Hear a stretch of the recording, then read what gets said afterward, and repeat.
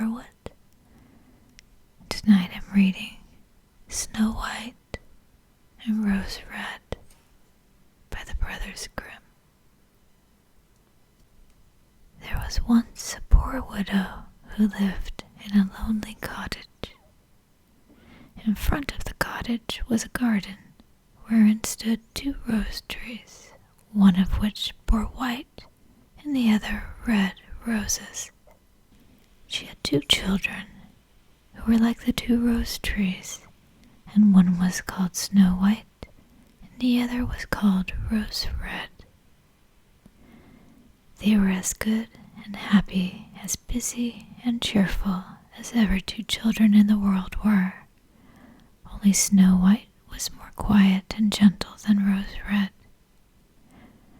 Rose Red liked better to run about in the meadows, seeking flowers and catching butterflies. But Snow White sat at home with her mother and helped her with her housework, or read to her when there was nothing to do. The 2 children were so fond of each other that they always held each other by the hand when they went out together. And when Snow White said, "We will not leave each other," Rose Red answered, "Never so long as we live." And their mother would add, "What one has she must share with the other." They often ran about the forest alone and gathered red berries, and no beasts did them any harm, but came close to them trustfully. The little hare would eat a cabbage leaf out of their hands. The roe grazed by their side. The stag leapt merrily by them, and the birds sat still upon the boughs, and they sang whatever they knew. No mishap overtook them. If they had stayed too late in the forest and the night came on, they laid themselves down near one another upon the moss, and they slept until morning came, and their mother knew this and had no distress on their account. Once they had spent the night in the wood, and the dawn had roused them, they saw a beautiful child in a shining white dress sitting near their bed. He got up and looked quite kindly at them, but said nothing and went away into the forest. And when they looked round, they found that they had been sleeping quite close to a precipice, and would certainly have fallen into it, into the darkness, if they had gone only a few paces further. And their mother told them that it must have been an angel who watches over good children. Snow White and Rose Red kept their mother's little cottage so neat that it was a pleasure to look inside it. In the summer, Rose Red took care of the house, and every morning laid a wreath of flowers by her mother's bed before she awoke, in which there was a rose from each tree.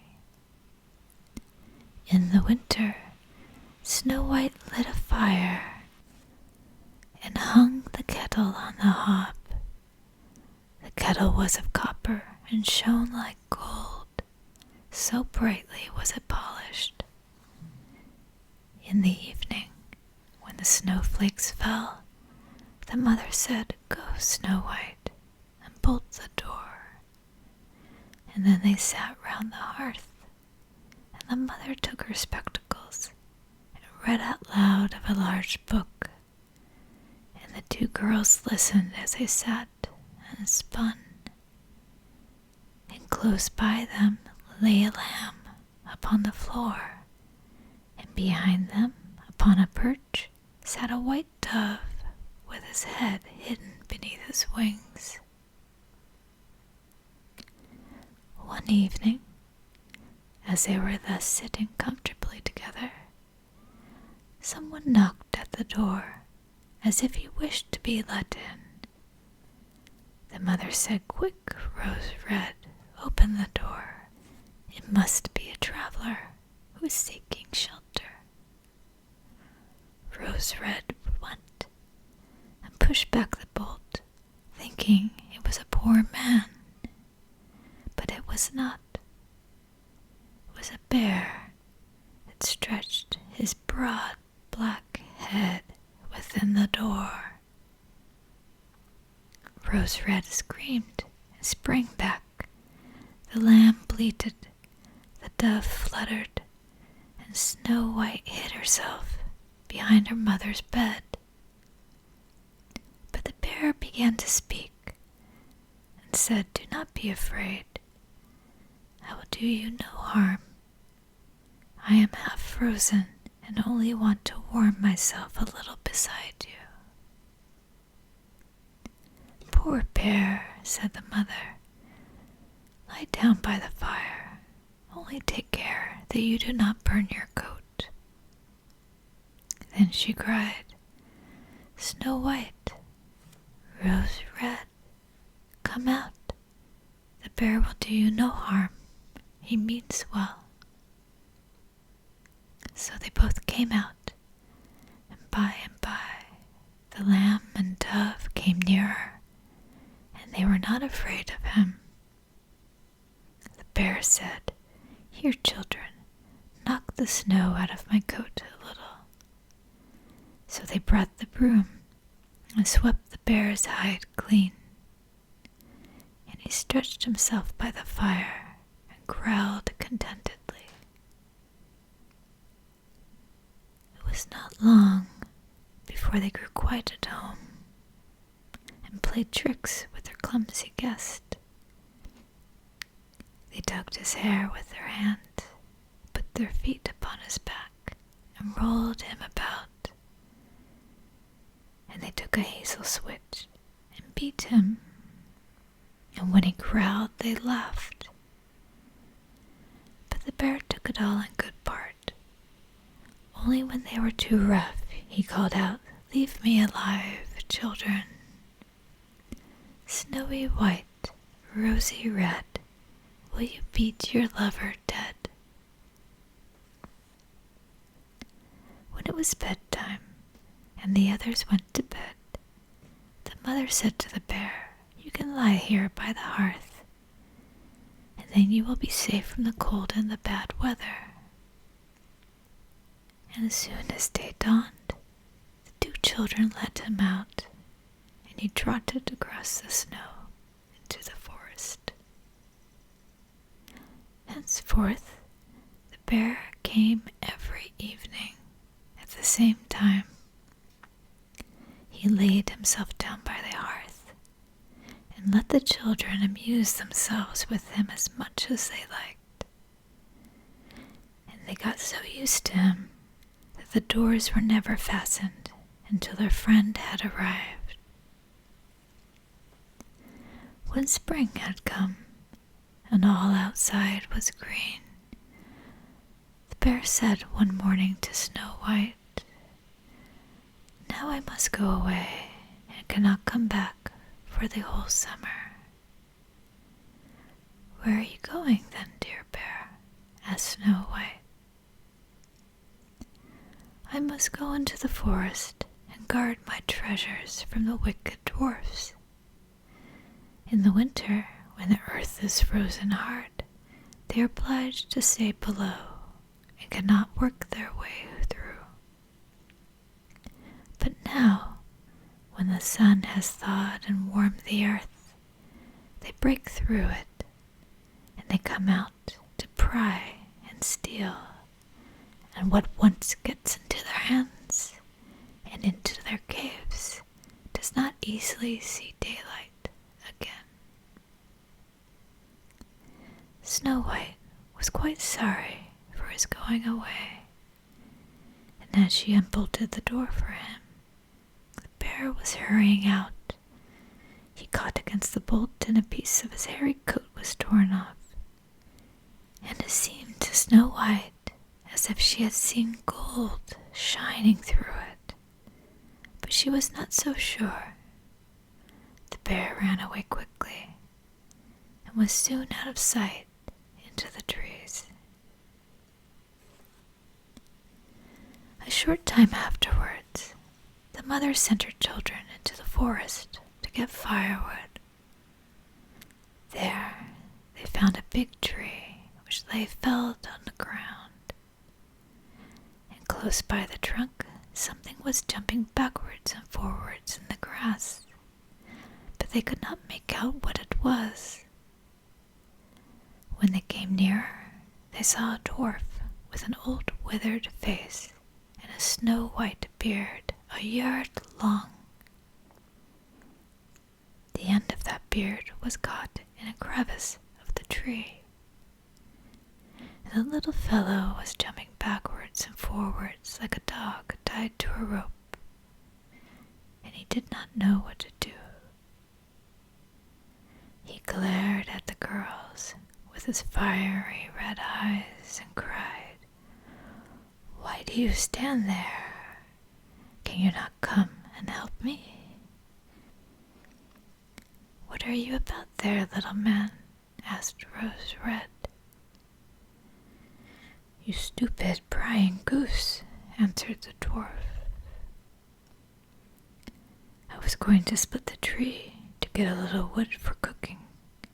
That little bit of food that one of us wants gets burnt up directly with the thick logs. We do not swallow so much as you coarse, greedy folk." I had just driven the wedge safely in, and everything was going as I wished, but the wretched wood was too smooth and suddenly sprang asunder, and the tree closed so quickly that I could not pull out my beautiful white beard. So now it is tight, and I cannot get away, and the silly, sleek, milk-faced things laugh at me. How odious you are. The children tried very hard, but they could not pull the beard out.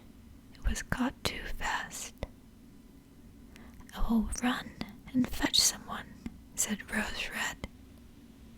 "You senseless goose," snarled the dwarf. "Why should you fetch someone? You are already too many for me.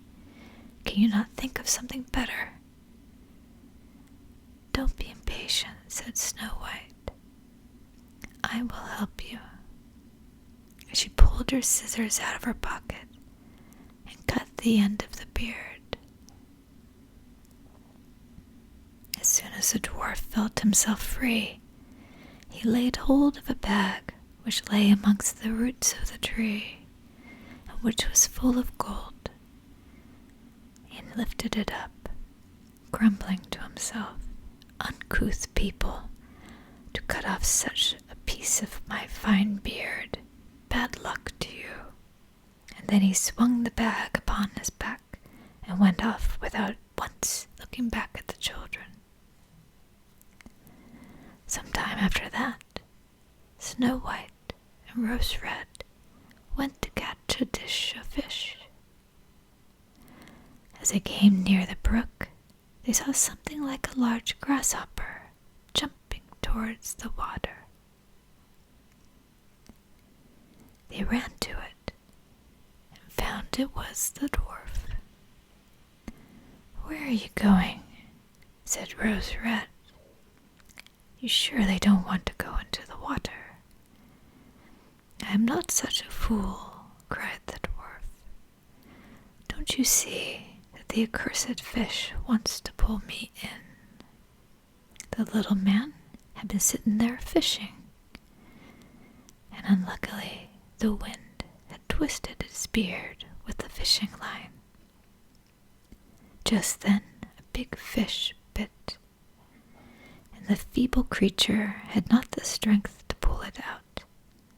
The fish kept the upper hand and pulled the dwarf towards him. He held on to all the reeds and rushes, but it was no good. It was forced to follow the movements of the little fish and was in urgent danger of being dragged into the water. The girls came just in time.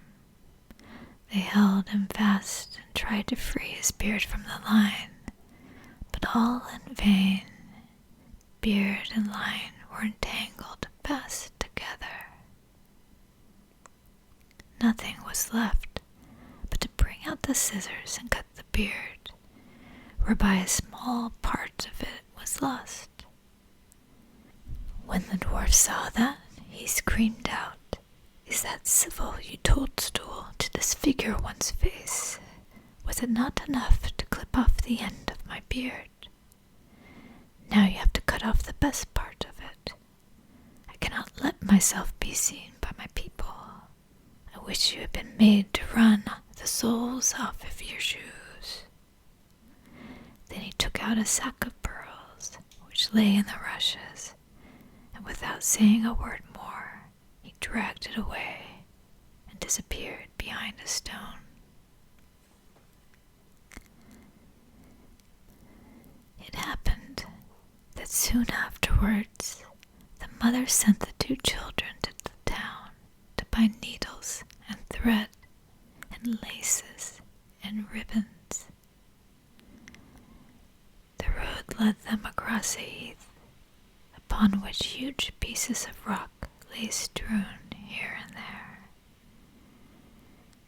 Now they noticed a large bird hovering in the air, flying slowly round and round above them. It sank lower and lower, and at last settled near a rock not far off. Directly afterwards, they heard a loud, piteous cry. They ran up and saw with horror that the eagle had seized their old acquaintance the dwarf and was going to carry him off. The children, full of pity, at once took tight hold of the little man and pulled against the eagle so long that at last he let his booty go. As soon as the dwarf had recovered from his first fright, he cried with a shrill voice, "Could you not have done it more carefully? You dragged at my brown coat, so it is all torn, you helpless, clumsy creatures." Then he took up a sack full of precious stones and slipped away again under the rock into his hole. The girls, who by this time were used to his thanklessness, went on their way and did their business in town. As they crossed the heath again on their way home, they surprised the dwarf, who had emptied out his bag of precious stones in a clean spot, and had not thought that anyone would come there so late. The evening sun shone upon the brilliant stones. They glittered and sparkled with all colors so beautifully that the children stood still and looked at them. "Why do you stand there?" cried the dwarf. His ashen gray face became copper red with rage. He was going on with his bad words when a loud growling was heard, and a black bear came trotting towards them out of the forest. The dwarf sprang up in a fright, but he could not get to his cave, for the bear was already close. Then, in the dread of his heart, he cried, "Dear Mr. Bear, spare me. I will give you all of my treasures. Look, the beautiful jewels lying there. Grant me my life. What do you want with such a slender little fellow as I?" cannot feel me between your teeth. Come take these 2 wicked girls. They are tender morsels for you, fat as young quails. For mercy's sake, eat them. The bear took no heed of his words, but gave the wicked creature a single blow with his paw,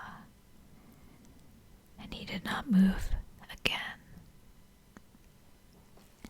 The girls had run away, but the bear called to them, Snow White and Rose Red, do not be afraid. Wait, I will come to you. Then they knew his voice and waited, and when he came up to them, suddenly his bear skin fell off, and he stood there, a handsome man, clothed all in gold. I am a king's son, he said, and I was bewitched by that wicked dwarf. He had stolen all of my treasures, and I've had to run about the forest as a savage bear until I was freed by his death. Now he has got his well-deserved punishment. Snow White was married to him, and Rose Red to his brother, and they divided between them the great treasure which the dwarf had gathered together in his cave. The old mother lived peacefully and happily with her children.